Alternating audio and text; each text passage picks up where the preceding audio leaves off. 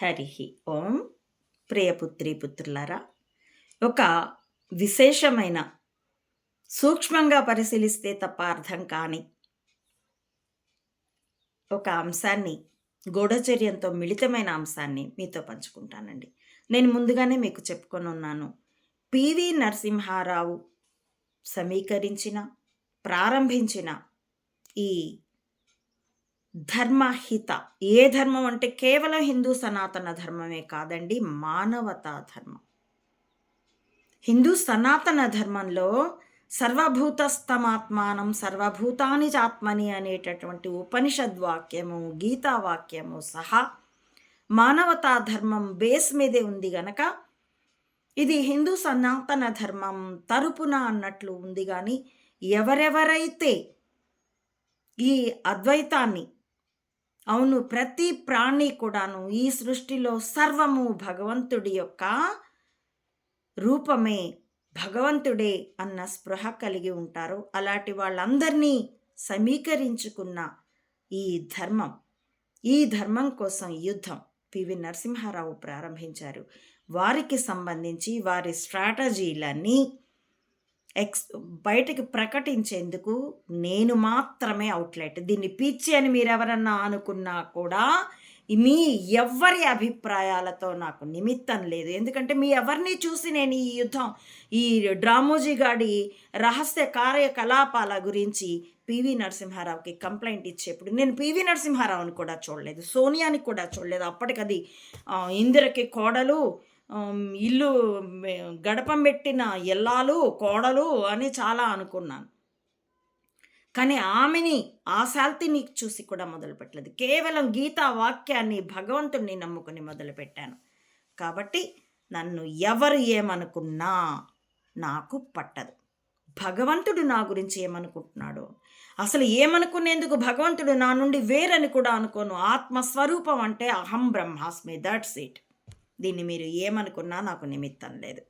కాబట్టి ఆయన దీన్ని ప్రారంభించినప్పుడు మొత్తం ఒరే నీ వలయం కూడా మాకు తెలుసురా, నీ తాత ముత్తాతల చర్యలు కూడా మాకు తెలుసురా, బ్రిటిష్ వెనక చేరి అసలు ముందే ఔరంగజేబు దగ్గరికి వెనక్కి చేరి భద్రాద్రి, కంచర్ల, గోపన్న, శ్రీరామదాసు అయినప్పుడు అతన్ని జైల్లో పెట్టి ఏ కారణంతో పెట్టారు, ఈ మొత్తం వివరాలు నేను అంతకుముందు చాలాసార్లు చెప్పి ఉన్నాను, నా బ్లాగ్లోనూ ఇచ్చి ఉన్నాను.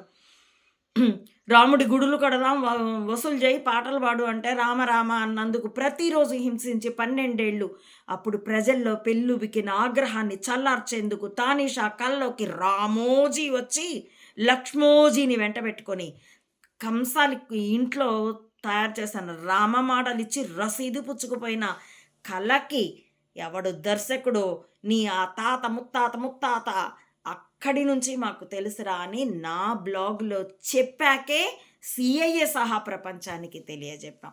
అంతగా గూఢచర్య మిళితం నా జీవితం. ఏమన్నా అనుకోబండి. ఏది అర్థం కాని కులం గొలగాళ్ళు వచ్చి నువ్వు లంవి ముంవి, ఇంకొకడు ఎవడైతే నీచంగా ఆ వైఎస్ రాజశేఖర్ రెడ్డికి నాకు ఏదో, అసలు ఆ మనిషిని నేను చూసిందే 3-4 సార్లు. ముఖ్యమంత్రిగా ఉండగా 2 సార్లు 3 సార్లు చూశాను.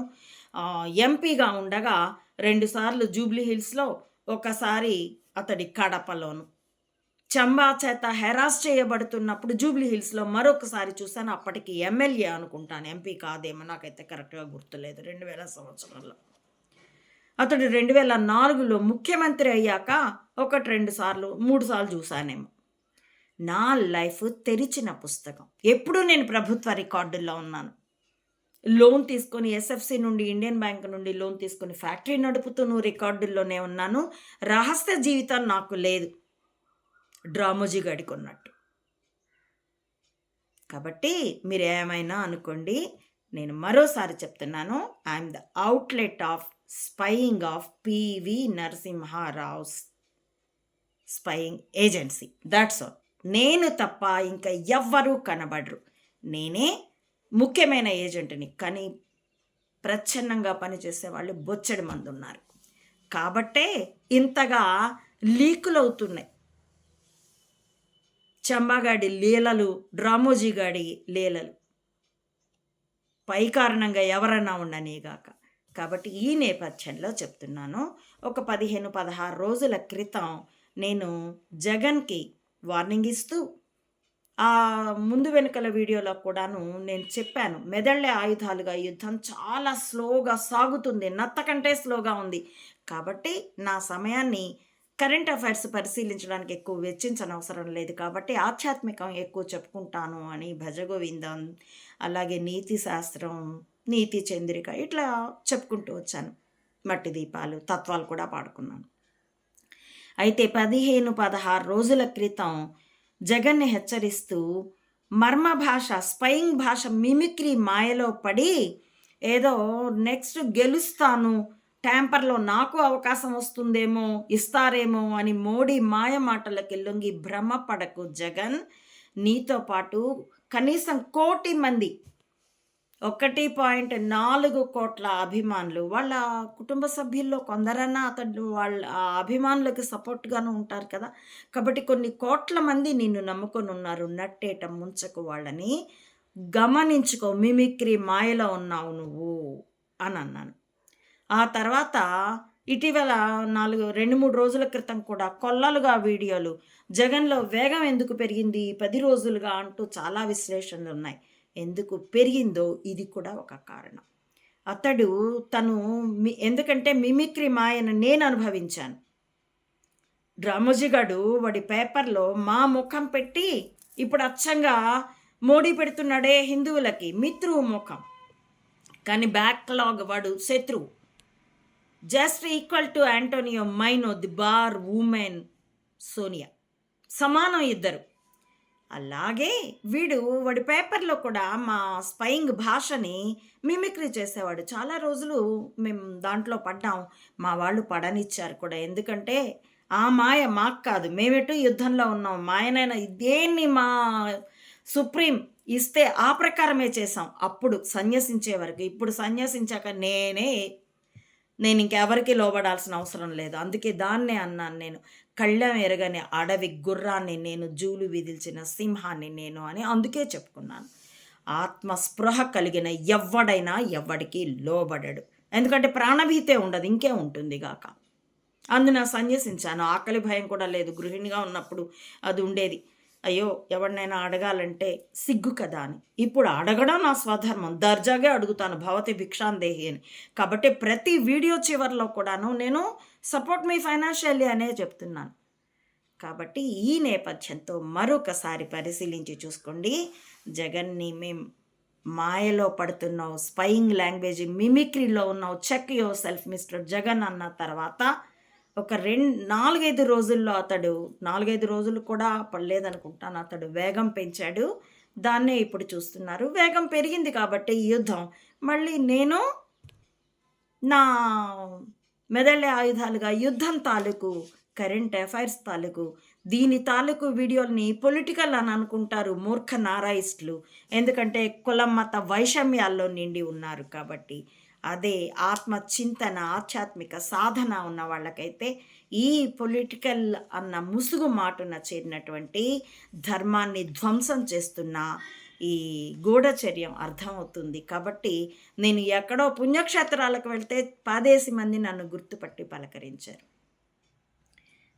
నారాయిస్టులకి కేవలం రాజకీయాలు మాత్రమే పట్టే, డబ్బు పట్ల పరుగు పెట్టేవారికి ఇవి అర్థం కావు. Quite natural. కాబట్టి సునిశితంగా పరిశీలించుకుంటే శాఖా చక్రమణ న్యాయంలాగా కొమ్మల్లో దాగిన పిట్టని ఎవడైనా ఒకడు చూసి, ఇదిగో చూడు చూడు నా వేలు సూటిగా చూడు, ఇదిగో ఆ ఎండిన కొమ్ము ఉందా, ఆ పక్కన పువ్వు ఉందా, ఆ పక్కనే ఆ లోపలికి చూడు అంటే పిట్టని ఎవడైనా చూడగలుగుతాడు. ఆ చూసిన వాడు మరొకరికి చూపించగలుగుతాడు. స్పయింగ్ కూడా అటువంటిదే. దీన్ని ఆత్మ సాక్షాత్కారానికి గురువు చూపే పాఠంగా, యుక్తి ఉపాయంగా చెప్తారు. దాన్ని గూఢచర్యానికి కూడా అప్లై చేయొచ్చు. ఎందుకంటే దేహభ్రాంతిని దాటితే ఆత్మసాధన సాధ్యమవుతుంది. గూఢచర్యపు రాజకీయాలనే భ్రాంతిని దాటితే గూఢచర్యపు సత్యము తెలుస్తుంది. Check your self. Every common man, common women also. Hari Om. ప్రియపుత్రి పుత్రులారా, నా ఈ వీడియోల కంటెంట్ మీకు నచ్చితే please like, share and recommend my channel to others as well. Subscribe it. Please support Ammaodi Mata Anantananda to spread the truth of either spying or spirituality up to the roots of the society, to win this war with wisdom as weapon. www మెదళ్ళే ఆయుధాలుగా యుద్ధం ధర్మం కోసం. Thank you for watching.